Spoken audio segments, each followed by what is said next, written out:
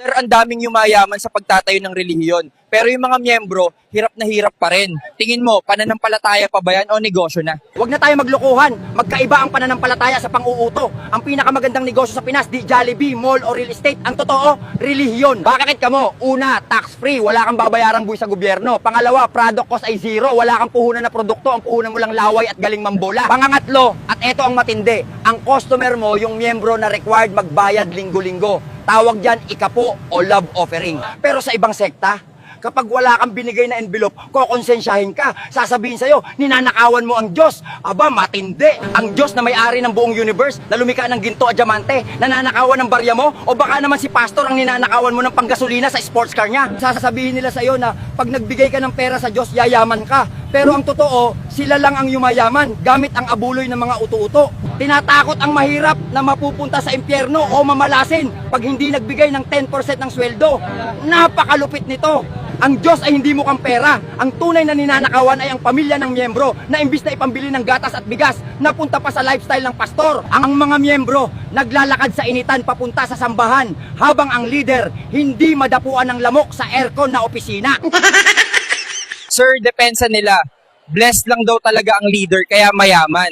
Masama bang maging mayaman kung lingkod ka ng Diyos? Walang masamang yumaman. Ang masama, yumaman ka gamit ang pera ng mahirap na naghahanap ng pag-asa. Ikumpara natin yung founder, si Jesus. Anong suot? Sandalyas at simpleng damit. Anong sasakyan? Asno o donkey o kaya naglalakad? Saan nakatira? Wala kang sariling bahay, nakikitulog lang. Trabaho, karpintero. Tapos tignan mo yung mga franchise owner o yung mga leader ngayon. Anong suot? Designer shoot, Rolex watch. Anong sasakyan? Land Cruiser na bulletproof. Minsan may private jet pa. Saan nakatira? Sa mansion, sa exclusive village na bawal pumasok ang mahihirap na miyembro. Anyari, bakit yung founder simple pero yung representative daig pa ang King of Saudi Arabia? Scam yan. Ginawang checkbook ang Bible. Ang sabi, magbigay para pagpalain. Pero ang translation yan, magbigay ka para lalo akong pagpalain. Sir, pero bakit po ang dami pa ring naniniwala? Yung iba nag-uutang pa para lang may maibigay sa gawain. Kasi binebentahan nila ang tao ng false hope o maling pag-asa. Ito yung tinatawag na prosperity gospel. Sasabihin sa'yo, kapatid, magtanim ka ng buto, seed money. Pag nagbigay ka ng 1,000, ibabalik ni Lord sa'yo 10,000. Teka lang, investment scam ba to o simbahan?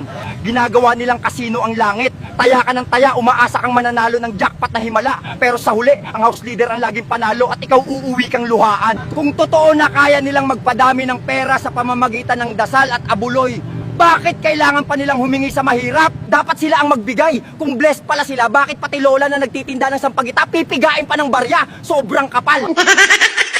Sir, saan po napupunta ang billion-billion collection na tax-exempt o walang buwis? Sa pagpapatayo ng mall, hospital at school na pag-aari ng relihiyon pero may bayad at mahal naman maningil. Ang simbahan ay tax-exempt dahil charity daw. Pero tignan mo, nagpapatakbo sila ng mga negosyo na nakikipagkumpetensya sa iba. Ang laki ng kita pero walang buwis na bumabalik sa gobyerno. Ang bilyones ay naiipon lang sa assets ng organisasyon habang ang mga miyembro na nagtayo nun ay nananatiling mahirap. Ito ang pinakamalaking loophole sa batas natin. Ang lupit ng business model, ang tinda langit, pero ang kinakamkam lupa.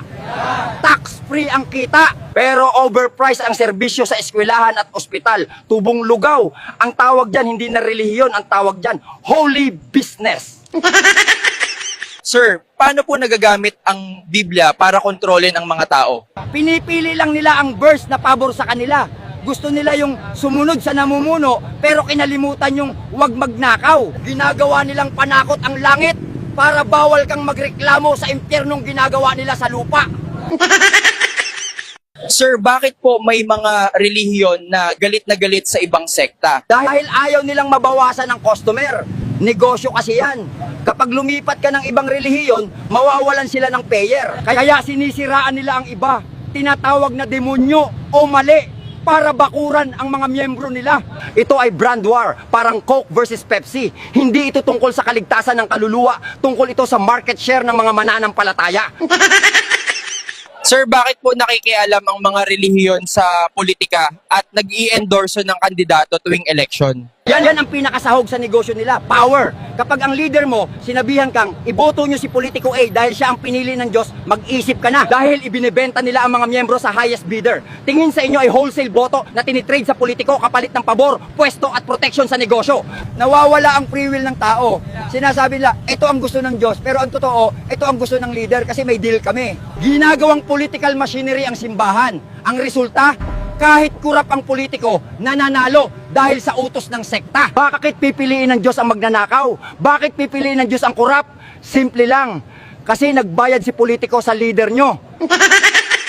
Sir, kailan po magiging tunay na banal ang isang relihiyon? Magiging banal lang yan kapag ang pera ng simbahan ay ginamit para pakainin ang gutom, gamutin ang may sakit ng libre, at bigyan ng bahay ang walang tirahan. Di yan para sa Golden Cathedral o helicopter ni Pastor. Ang tunay na relihiyon ay pagtulong sa kapwa, hindi pagpapayaman sa sarili gamit ang pangalan ng Diyos. Kung ang leader mo ay namumuhay parang hari, habang ikaw ay namumuhay parang daga, hindi yan sugo ng Diyos, sugo yan ng demonyo. Kaya payo ko sa mga kababayan natin, ang tunay na Diyos nasa puso, nasa gawa, at nasa pagtulong sa kapwa. Wala sa bulsa ng leader nyo. Kung ang simbahan nyo ay puro pera ang bukang bibig, hindi yan House of God. Branch yan ng Bangko Sentral ng mga mandurugas na kawatang banal.